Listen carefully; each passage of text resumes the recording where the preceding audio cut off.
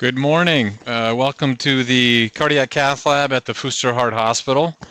My name is Joe Sweeney. I'm one of the interventional cardiologists here, and we're going to present to you case number 4 of our CFT Live series.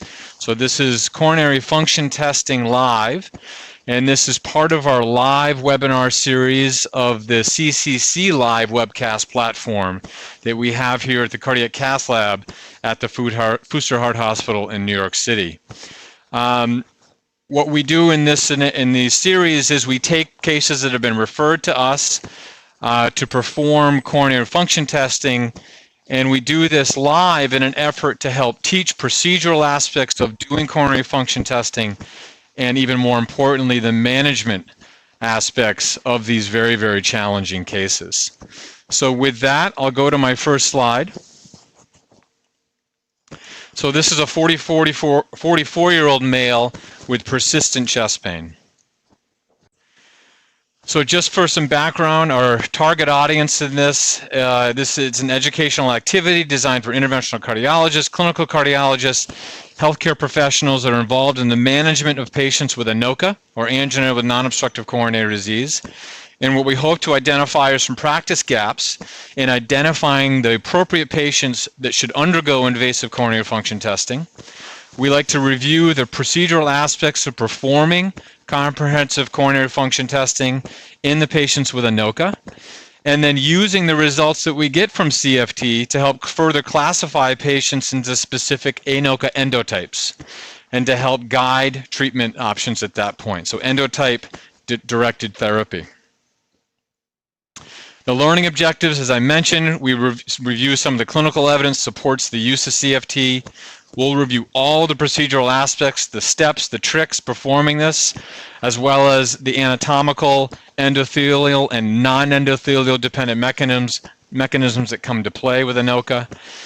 And then we hope to apply results in an up-to-date clinical trials available to help treat this patient population. This is a rapidly moving field with a lot of new data that comes out each month, so our hope is to help review that.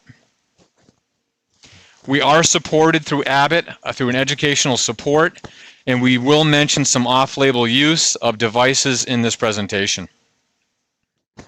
So at this point, I want to introduce our faculty here. As I mentioned, my name is Joe Sweeney. To my left is Dr. Pedro Moreno. He's a professor of medicine and experienced operator here at Mount Sinai and one of my good friends. And then I have the pleasure of introducing our moderator today, Dr. Olga Toleva. Dr. Toleva is an interventional cardiologist at the Georgia Heart Institute in Gainesville, Georgia. She's been practicing interventional cardiology for about 20 years now. Previously, before joining Georgia Heart, she was at Emory as part of the Women's Heart Health Clinic, and now is a lead interventional cardiologist for coronary physiology at Georgia Heart. So Dr. Toleva, welcome, and we really appreciate you being here, and we hope that you can help us get through this case. Good morning. Okay, so without further ado, go back to our slides. This is our case. So this is a 44-year-old male who comes to us with controlled hypertension, high cholesterol for about 15 years. He's a diabetic for 20 years, relatively well controlled recently, and suffers from obesity. He works as a phlebotomist at a neighboring hospital downtown. He did previously smoke tobacco many years ago. His father had high cholesterol, mother with mitral valve prolapse. Pertinent physical and lab findings, his BMI is 37. His A1C is 6.6, his last LDL cholesterol is 67, and his creatinine is 1.1. His current medications when he was referred to me include metformin, evolocumab, losartan, and aspirin. And his clinical presentation is really where all of the crux of these cases come. So we take a very detailed history. And his history is about 1 year ago, he started developing chest pain. The initial episode was what he quoted as, it felt like he was having a heart attack. It radiated down his left arm into his jaw, and he developed exertional dyspnea after that. He went to the emergency department with that first episode and was ruled out for an MI and discharged. He followed up with his primary care doctor, who then referred him to a cardiologist. And at that point, his symptoms, he thought, were typically triggered with exertion after about 5 to 6 blocks. But very importantly, with that exertion, he would get pain that radiated to his jaw. He underwent further testing with an echocardiogram, and that study basically was unremarkable with normal biventricular size and function, no significant valvular abnormalities. And then he did an ischemic evaluation. He underwent a stress MPI. This was an exercise treadmill MPI, where he exercised for 8 minutes. He achieved a maximal heart rate of 158, which was 89% of his maximal predicted, achieving 10 METs. And the EKG on that study was unremarkable, and he did not have chest pain during that study. The myocardial perfusion imaging was read as normal. Given his persistent symptoms, he then underwent a coronary angiogram with a CT, and it showed a coronary calcium score of 33, which put him at the 86th percentile, and that focal calcification was located in the mid-LAD, and they estimated it was a less than 25% stenosis at that area. He also had a Holter monitor that was unremarkable. He's undergone both GI and pulmonary evaluations, which were essentially unremarkable. And here's the caveat to this case. In the past year, he has presented 14 times to an emergency room, and he has utilized 70 hours of his provided sick time. He is out of sick time at work now because of these symptoms he's having. So given this, he was referred to us for consideration of coronary function testing through an invasive manner, and that's where we are today. Dr. Taleva, any comments on this history? What do you think about a male presenting with these symptoms? Yeah, I know traditionally we always talk about this being a women's disease, and yes, initial studies, especially with the WISE study from about 10 years ago, we predominantly selected women. But recent meta-analysis by Mileva et al., where they looked at 14,000 patients, they saw that a big proportion is women, but there is a proportion of about 30 to 40% of male patients that present with what we call angina with non-obstructive coronary arteries. And this is an example of that, mild plaque, typical exertional symptoms. So I'm really looking forward to see what you guys are going to find today. Fantastic. Thank you for that. So just to show some of the studies that he had, his baseline EKG is very unremarkable. In his coronary calcium or his coronary CTA, I put up what I thought was a representative image. You can see that focal calcification right in the mid-LAD, right at the diagonal branch, very focal and what appears to be very non-obstructive. The circumflex and the RCA were called normal on this study. So we did an angiogram. We brought him in today. I chose to go a femoral approach in this case.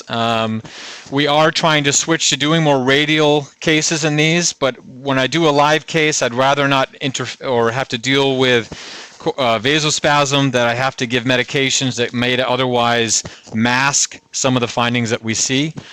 So I did decide to go femoral on this. So this is his LAO-caudal view. You see a very large left main, large left circumflex, and large proximal LAD, and a ramus as well. His ariocaudal shows that circumflex nicely, and the LAD goes all the way down. One thing you notice on this view, the flow down the LAD is slightly sluggish.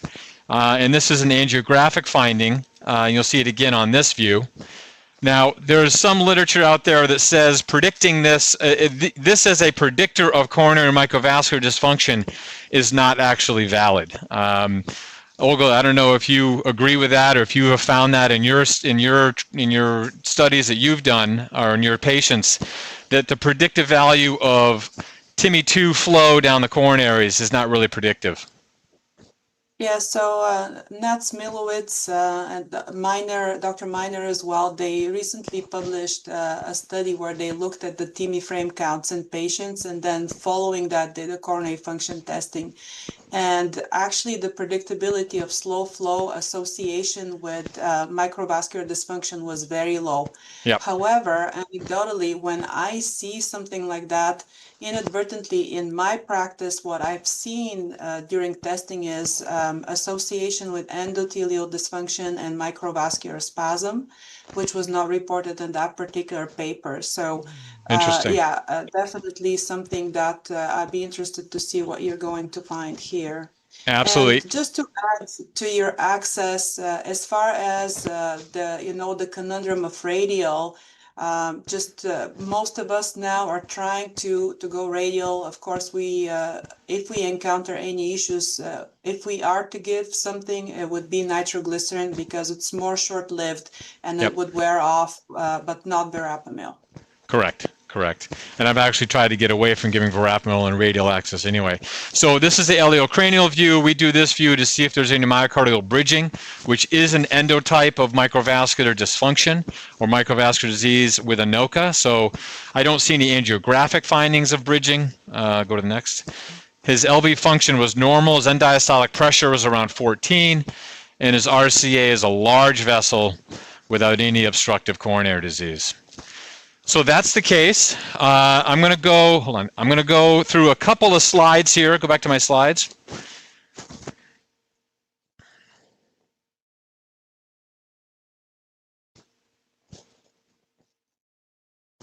Good. So anybody that does coronary function testing is well aware of this algorithm where we have patients with angina. They are identified as having non-obstructive coronary disease and they're referred for coronary function testing. On the left are those patients that have coronary function or coronary microvascular dysfunction that is tested through adenosine. In the middle is the coronary vasospasm or epicardial vasospasm, endothelial dysfunction, and microvascular or microvessel spasm. And then on the right is the myocardial bridging. And it is these 5 endotypes that we hope to identify in doing this. And in doing so, we can help guide our therapy. The way our protocol works here, where there's some variations across the country how it's done, is we start by doing a diagnostic angiogram, and then we move into our endothelial dependent mechanisms first, which is vasospastic testing. And in doing this, we give acetylcholine in a dose escalation manner, and then we reverse it completely with intracoronary nitroglycerin, and then move into our non-endothelial dependent mechanism with IV adenosine. And in doing so, we test the flow through the artery and the transit time.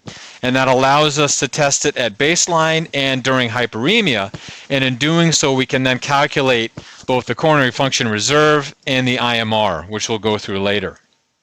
And then if there's any evidence of bridging, we then image the vessel with IVUS. If there is bridging based on that imaging, we then proceed with dobutamine provocation of that bridge with an RFR, looking for diastolic or full cycle full cycle measurement of the bridge with dobutamine.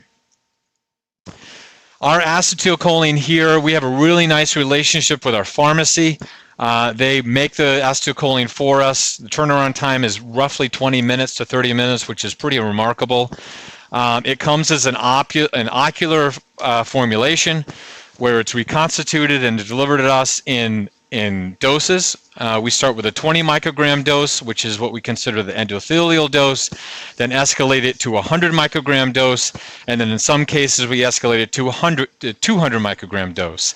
Again, at the end we reverse this. We take pictures in between to document any angiographic evidence of coronary vasospasm.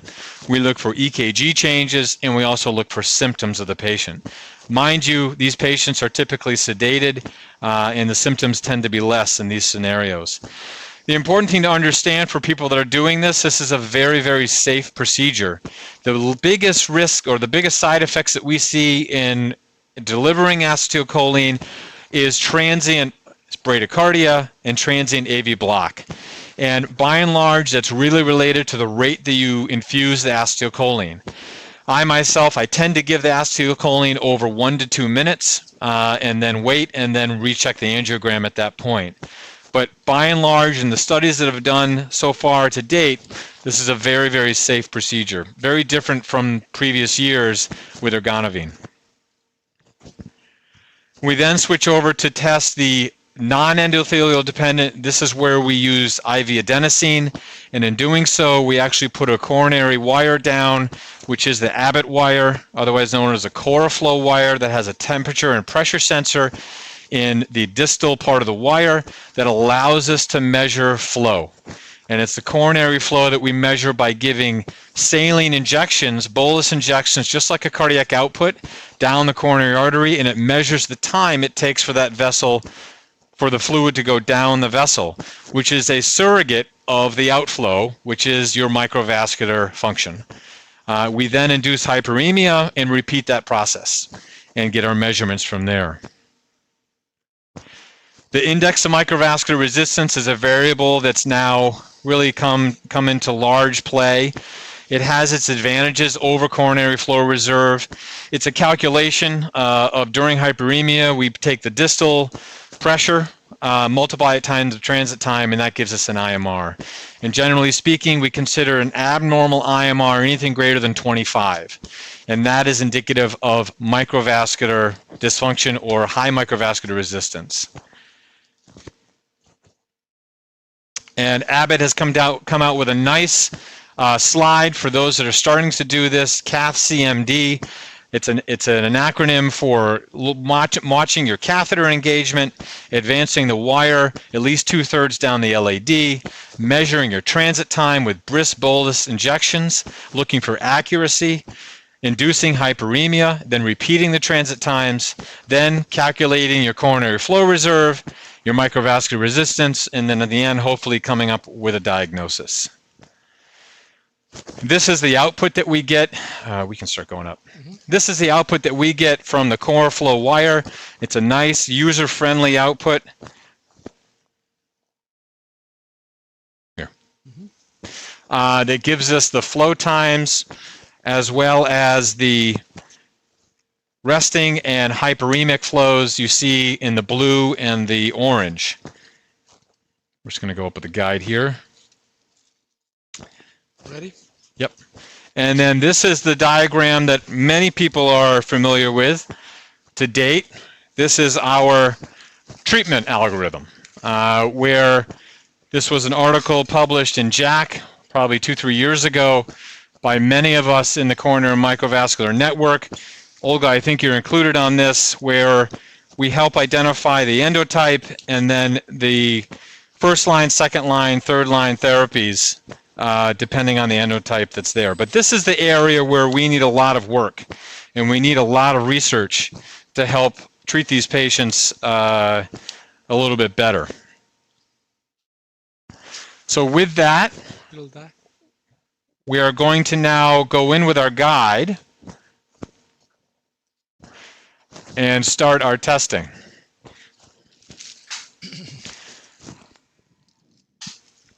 So our guide shot you'll see right here. This is our baseline view. Again, coronaries are very normal, no obstructive disease, and as we mentioned, slight sluggish flow. You can go 20 on. Beautiful.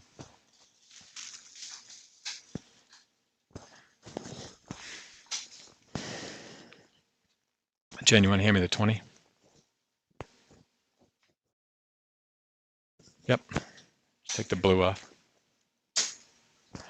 So as I mentioned, our pharmacist delivers our acetylcholine for us. Olga, do you make your acetylcholine in the lab, or how do you do it? So that's a good question. In our hospital, the pharmacy prepares for us the syringes, and they are prepared 2 hours in advance of the procedure. Okay. We pick them up from the pharmacy, and then the nurses in the cath lab hand some of them to me. Yep. There's different ways to administer acetylcholine, and I want to spend a little bit of time on this because the community is divided into two. Basically, some of us use the coronary wire yes. just an extra step of protection in case the artery shuts down, and some of us go without the wire because we believe that the wire may create an actual bias and sometimes trigger spasm.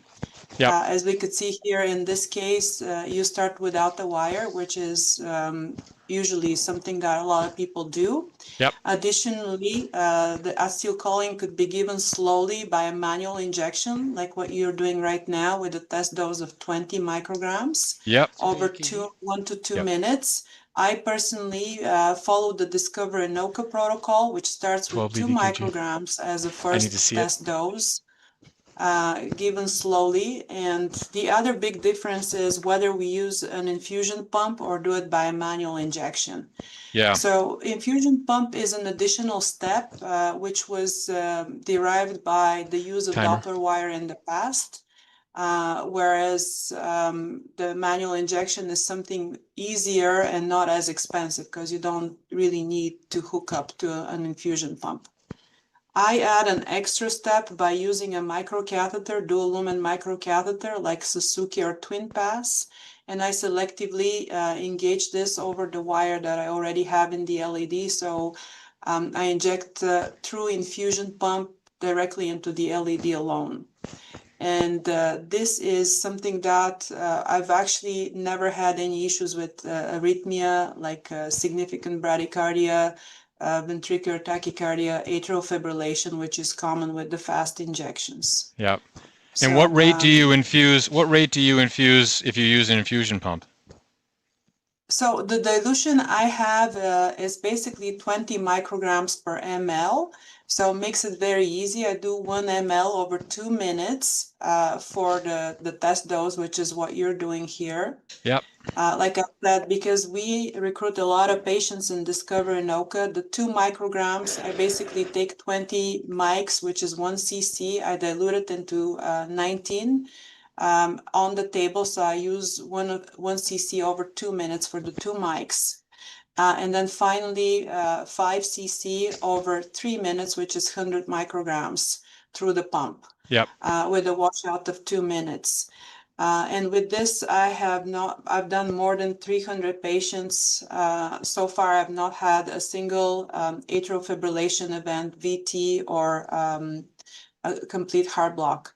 Word of caution, if you have a left dominant system and you're injecting through the guide, you have to be very careful because these are the patients at the highest risk of developing AV nodal AV nodal delay and potentially heart block. Yep. So that's interesting how you do it. And I know there are 2 schools of thought. One is putting the wire down before. We started without doing it, and we've actually done pretty well. So I've opted not to go with the wire before, and I just start with acetylcholine. So what I did is I parked the acetylcholine into the guide. It's a 3 cc dose of acetylcholine. It's a 20 microgram dose, which is, as you mentioned, it's the test dose, or I consider it the endothelial dose. I then take a 10 cc syringe of saline, and then I slowly displace that acetylcholine down into the coronary artery.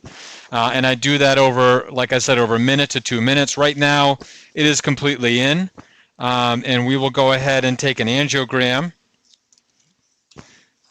to test. Now, he tolerated this very well without any bradyarrhythmias. So let's see what the 20 microgram dose looks like. Yep.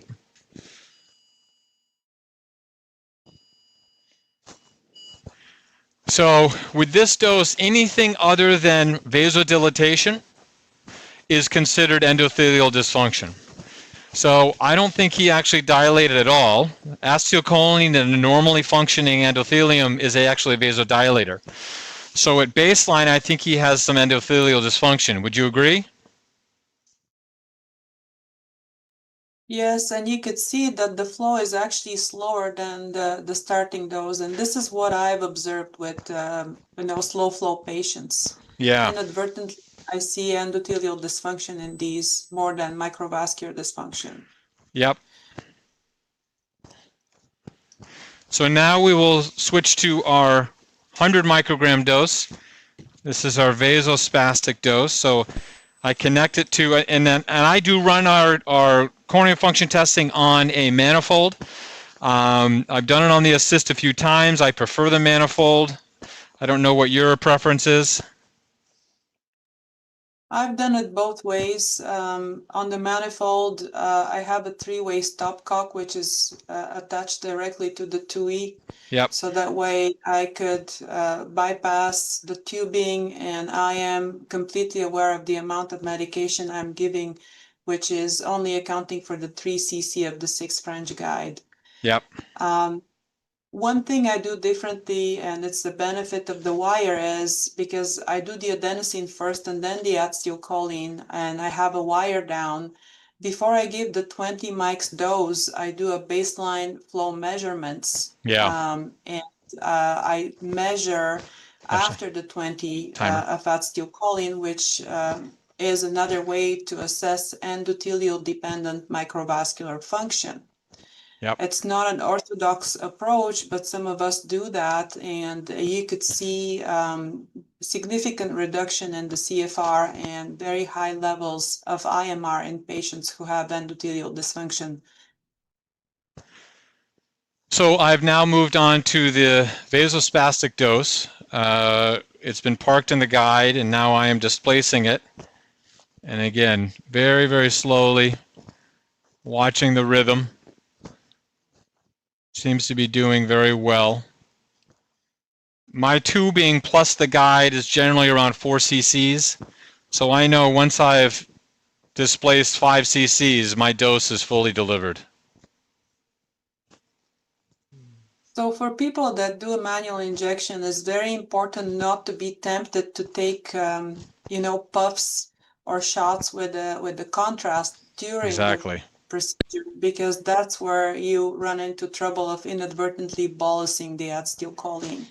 That's a great point. And in fact, what I teach the fellows is I actually withdraw both saline and blood in the manifold before I give my guide shot. For that exact reason. What we don't want to do is bolus anything that's in there. Theoretically, there shouldn't be anything in there if we've completely washed it out, but it's one of those best practices. The other best practice is having nitroglycerin on the table. If these patients do spasm, we want to have readily available nitro to reverse it. So we're about 5 cc's in right now. Again, he's tolerating this dose quite well, and we're at 2 minutes. Don't forget to change your label to 100 mics. Yep. You have the 100 on, Ashley? So again, I'll now withdraw.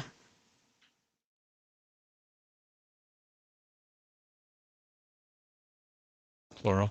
And we get an EKG. We make sure we have contrast. Cine.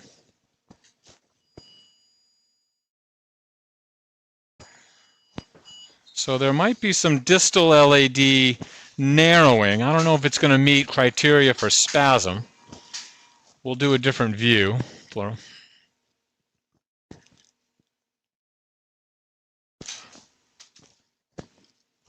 So in a lot of the cases, after I finish the case, I do a QCA to be exact of the level of spasm and the same projection between the baseline and the 2 doses of acetylcholine. Now, Olga, what is your opinion on 200? He is a male, and then the other thing I wanted to ask is if he actually experienced any chest pain during this, because he did not. Often happens too.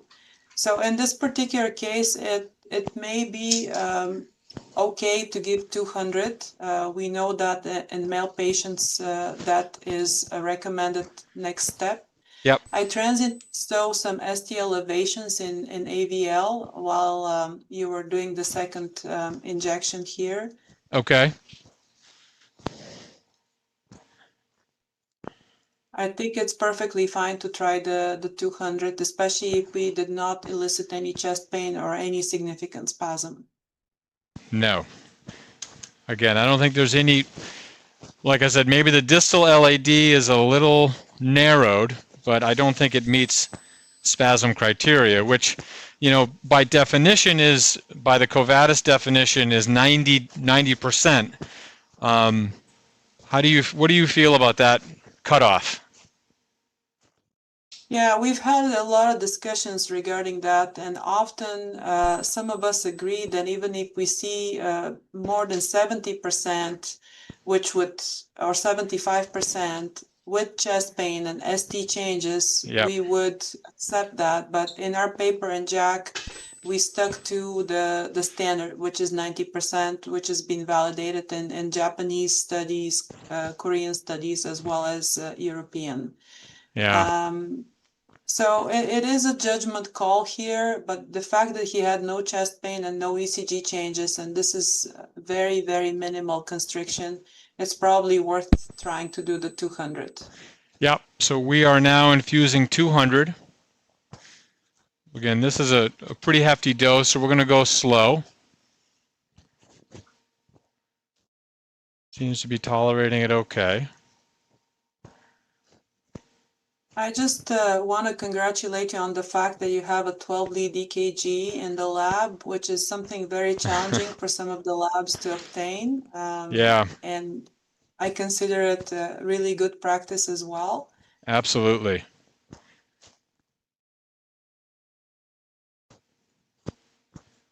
Now, Olga, if any questions come over the chat, feel free to read them off, answer them, whatever you feel is necessary or appropriate. So far, there hasn't been any, but I just want to add something to the difference between injections with the wire in or the wire out.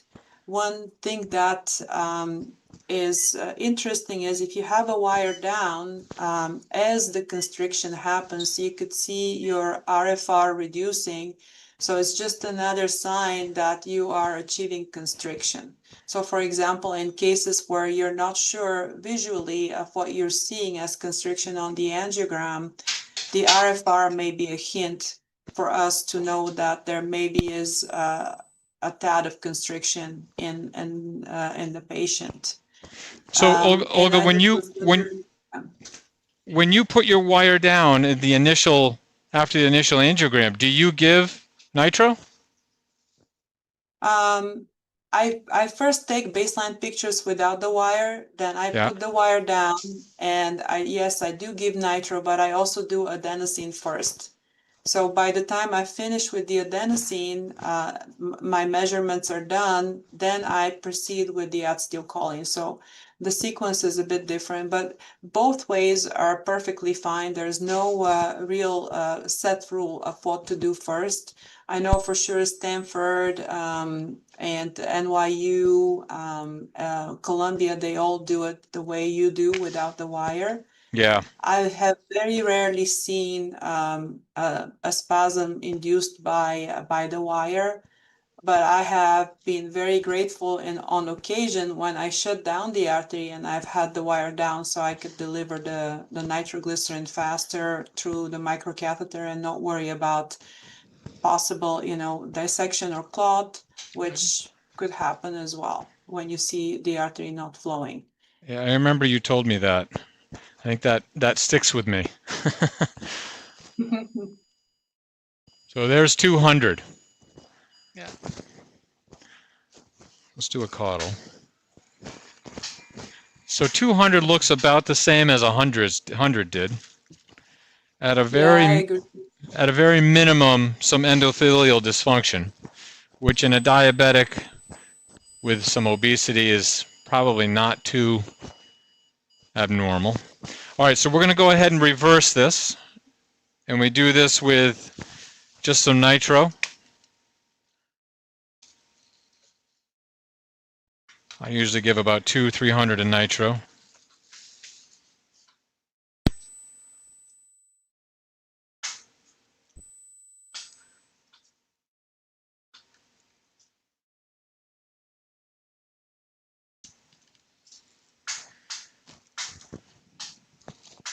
And he did not have any chest pain on that 200 dose. So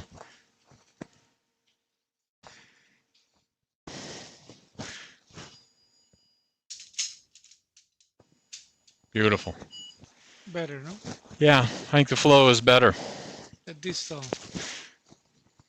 know. Now, the question that has come up before is by doing the acetylcholine first and now giving nitro, does that interfere with the microvascular testing?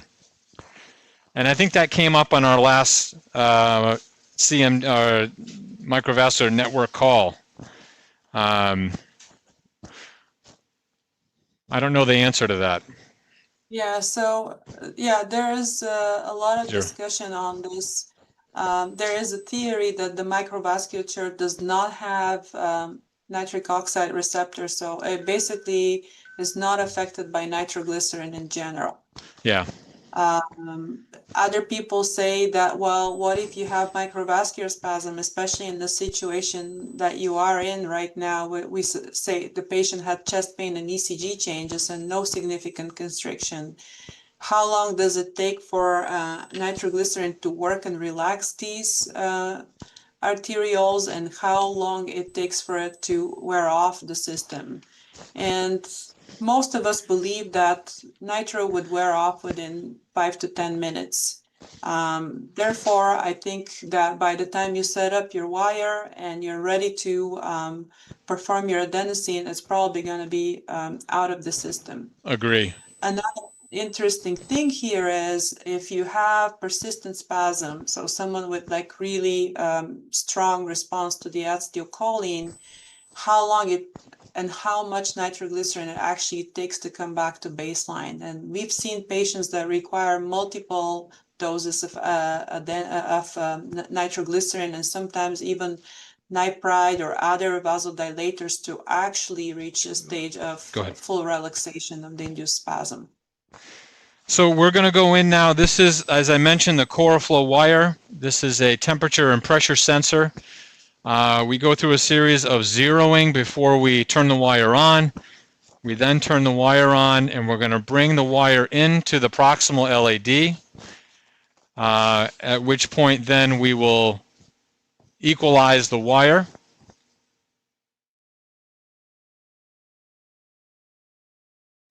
That's the ramus. Yeah.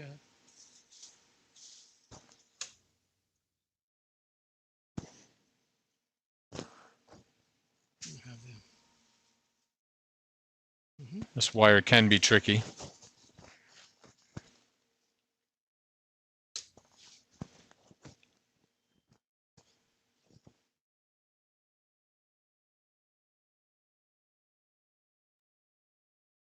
So while we're trying to wire, one of the important things that has also come up as a question is the size of the guide. And I just want to say that 6 French guide is the standard for doing thermodilution because the measurement really depends on the volume of saline that goes through that guide. So correct. There have been people trying to use a 5 French, and it really is not validated for that particular method. So 6 French is very important, and of course, you know, the other interesting question is where exactly you should position the wire into the LED, at what exact extent. And I've spoken to Dr. Fioron and Dr. De Bruyn, who were the ones inventing the method, and they advocate for putting the wire as distal as possible, but it has to be at least 9 centimeters in. So if it's very shallow, if it's very proximal, it's going to give us very short times because the distance for which the saline travels is very short. Correct. That's a great point. And so what we teach here is at least 2/3 of the LAD. If you get down on the areocaudal, get past the bend, you're typically around there, or 60 millimeters, 6 centimeters, which is pretty comparable to what you're saying. So we've gone up with a wire. We had to give a little bit of dye to get in the LAD, which is okay. We've flushed that dye out. Now we have only saline. We've taken the wire introducer out, and we have the guide slightly disengaged, and now we will equalize the wire to the system. And Justin over here will do this, and once we get a value of 1, which we have, we can then proceed.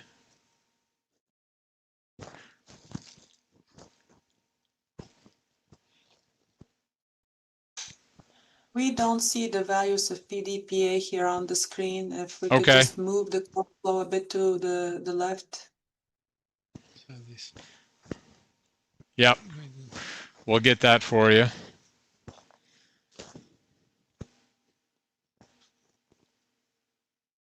No.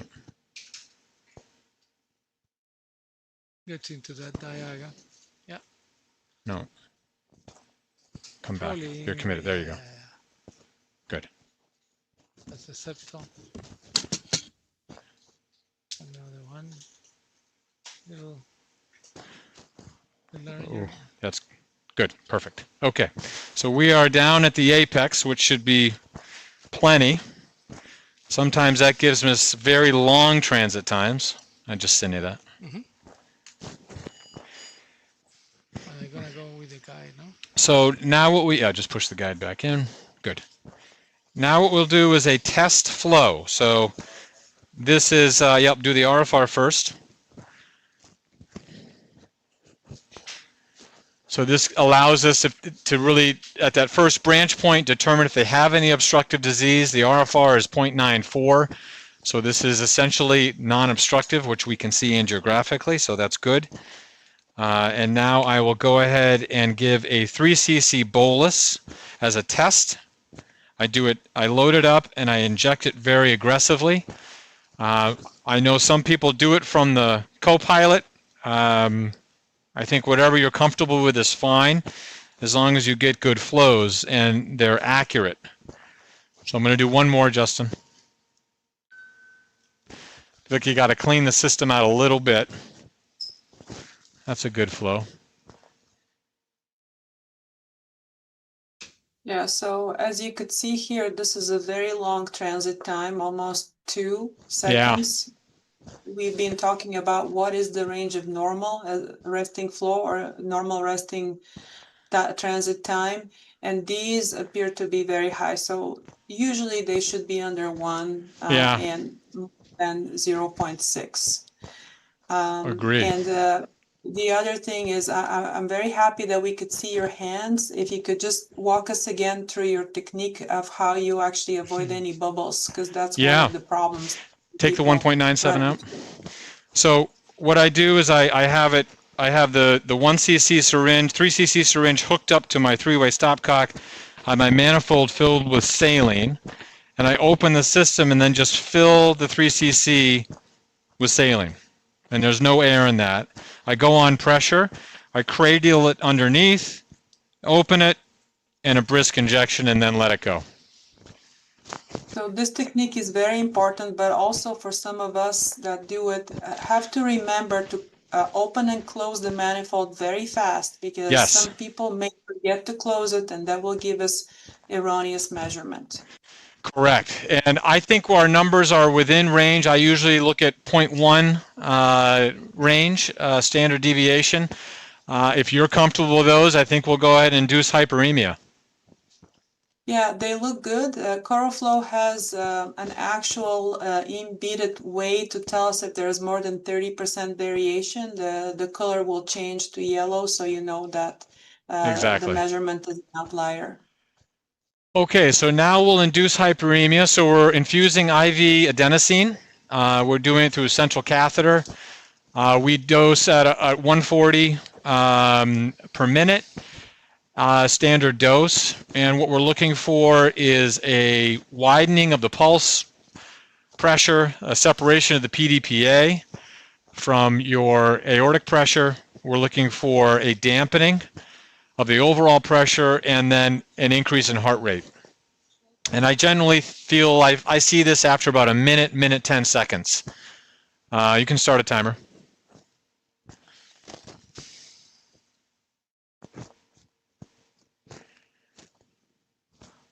So another slow. Important point is to pay attention to your temperature and make sure it's 0 before the measurements.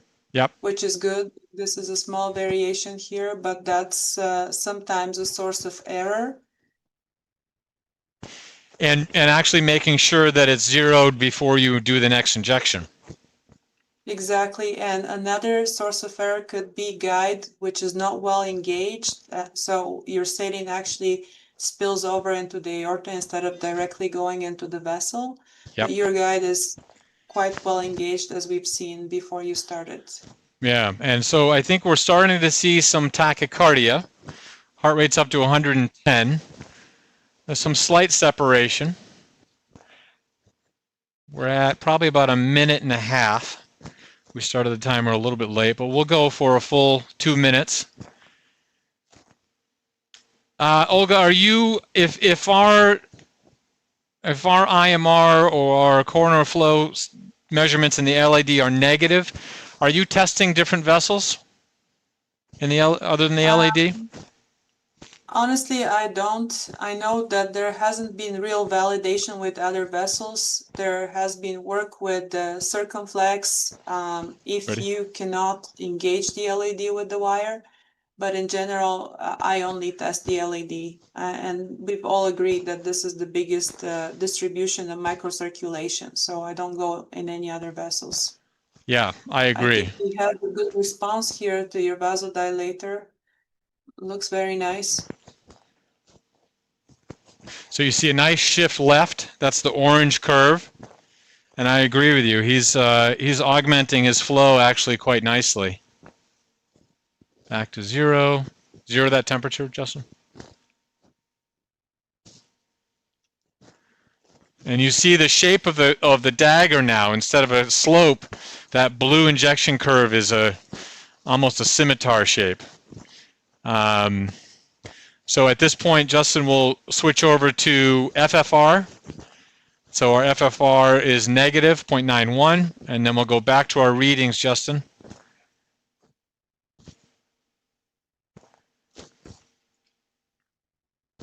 Good. So our IMR came out at 43. Very interesting. So we're going to bring the wire out. We'll do a pullback gradient. Hold on. Yep. Go ahead. So we're doing this to look for drift. You can stop the adenosine.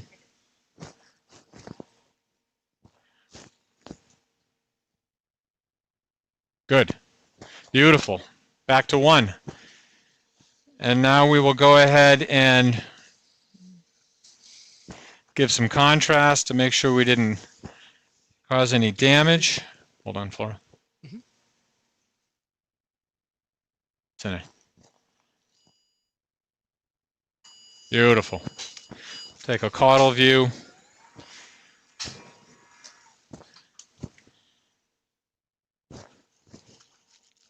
So the CFR was good, but the IMR is high. Cine. Ready? Excellent. Okay, you can take that out. Okay, so Olga, this is a very interesting case, and it's one that comes up all the time. I want to make a comment about your stopcock. We call it stopcock hygiene. That's that yellow line on top. If you don't close that stopcock quickly, that yellow line starts to drift, and it can throw off your measurements. The nice thing about the core flow system is you can toggle to find the area, a nice reading of the PDPA that's not without artifact, as Justin's doing there. That's the resting, and then he'll move the stress dose, the hyperemic dose. So her coronary flow reserve is almost 4, which is great. So with adenosine, he is augmenting his coronary flow almost 4 times. But the IMR is greater than 25, which really speaks to microvascular dysfunction or high microvascular resistance. Now, we know that when you have a normal CFR and a normal IMR, those patients do very well. When you have an abnormal CFR, less than 2, 2.5, and an abnormal IMR, those patients do bad. So the question comes with this discordance, and I'm so happy that this is a case of discordance, because I want to get your take on how you interpret this and how we should treat this guy. Yeah, so that's a good question, and then there's been work done in this aspect. Some of us believe that this is what we call structural microvascular dysfunction, which is compensated, meaning that the microcirculation is affected by either prior hypertension, LVH, some valvular dysfunction could do that. Obese patients tend to have this type of endotype, but they are still able to augment to good CFR. So usually I treat these patients the same way as I would treat the traditional microvascular dysfunction, people who have low CFR and high IMR. The first medications of choice, he's already on ARB and an anti-cholesterol medication. The second line of choice is usually, and then ARB is not being proven. Usually ACE inhibitor is the choice, but between ACE and ARB is what we recommend. And then as far as anti-anginal, we select a beta blocker here. Yeah. So in this particular case, I always start with nitric oxide rich beta blocker, especially because in this particular case we saw endothelial dysfunction. So the medication of choice would be nebivolol, 2.5 milligrams starting dose, a vasodilatory beta blocker with nitric oxide activity. There is a study that Jennifer Trammell is leading in Stanford, specifically looking at the effect of nebivolol in patients with endothelial dysfunction and microvascular dysfunction. So it'll be interesting to see the outcome of this. Yeah, that is my first. That's both of ours first reach is the nebivolol, and I find it does help it. I don't think it completely resolves the microvascular angina. But it does help it. Now, I want to go back to a couple of slides here, and two aspects of this case that I want to talk about. One was this patient's history. He's been in the emergency room 14 times, and he has used up all of his sick time. And we know that 50% of patients that are referred for coronary angiography with chest pain have non-obstructive disease, okay? And CMD is found up to 60% of those patients. And up to 25% of those patients with ANOCA are misdiagnosed because they don't undergo CFT. So CFT is not really common. Now the uptick is really taken off as a consequence of a lot of the teaching that's being done around the country, the microvascular network. I think a lot of doctors are getting excited about this at the meetings, but there's still a lot of room to go. And the reasons why are because the procedural expertise that's required for it, there's no formal training in fellowship yet. There's a perceived risk, which I think we've been able to address today, that this is actually done very safely. But really importantly is the cost. And that's what I want to talk to you about. So is performing coronary function testing like we did today associated with lower healthcare costs in patients with ANOCA? Well, this was actually looked at by the Mayo Group, Amir Lerman, who looked retrospectively at around 500 patients, propensity score matching analysis. And he took all patients with ANOCA who underwent a diagnostic coronary angiogram and had CFT. That was his treatment arm, 207 patients. And then propensity match controls to all patients that just had a coronary angiogram. And then did a 2-year follow-up. The total healthcare costs in those patients that only had a coronary angiogram and managed based on what they found on the angiogram was around $38,000 versus those patients that were referred for coronary function testing were $13,600. And that was statistically significant. So the reduction in healthcare burden is, based on this study, is very significant. And I think this case illustrates that, considering he's lost time at work and the amount of ER visits that he's had. So I wanted to bring that case up, or this study, because I think it's a really powerful picture. My next one is actually your work, Olga. You were the lead author on the JSky paper, the review paper, which I really like. You were also part of the team of us that wrote the initial JACC paper in the treatment as part 2 and part 1. Why another review paper? What was different between 2021 and 2023 that prompted the paper in JSky? To be honest with you, I was lead on the treatment part, and then what happened is when we wrote the manuscript, it was more than 10,000 words, and we could not fit it into one white paper, and there was so much that we wanted to share, especially body of evidence before and how much is actually lacking, that we decided to incorporate this work into a review paper specifically to therapies. And obviously things change as we go along. So I just want to mention that in this particular case that you're dealing with right now, if the patient is intolerant of medication because he is young and maybe hypotensive or bradycardic, we're looking into coronary sinus reducer, specifically for microvascular dysfunction patients. So that is one alternative way of therapy that may be considered in this particular endotype.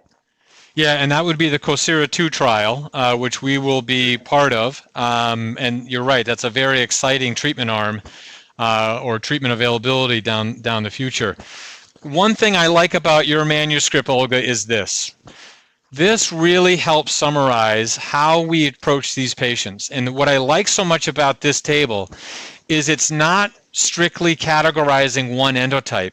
You deal with the overlap. And I think that's a very common thing that we see.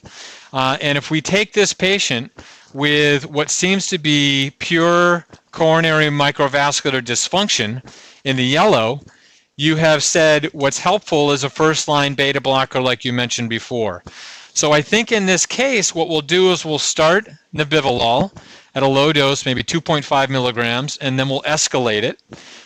He's already on losartan, maybe we'd change him to an ACE inhibitor. He's on a PCSK9 inhibitor. I don't think we have any idea where PCSK9 inhibitors are in microvascular dysfunction. But then second line treatment, we could use ranolazine, L-arginine, ivabradine, and then unlikely helpful. I don't think you have anything listed there. So I think this table is really helpful to help guide our therapy in patients like this. So thank you. Yeah, I appreciate the feedback. It's really group work from Microvascular Network, and we hope that our next steps will be actually starting, doing randomized trials based on registries that each one of us are leading in each particular center. So hopefully we'll demystify some more therapies that could help these patients. And fantastic case. Congratulations. You demonstrated it very nicely. Great. Well, I can't thank you enough for being part of it. And if there are no other questions from the audience, we will go ahead and say goodbye. There's no questions. Thank you. Have a good day, everyone. Okay, bye-bye, Olga. Thank you.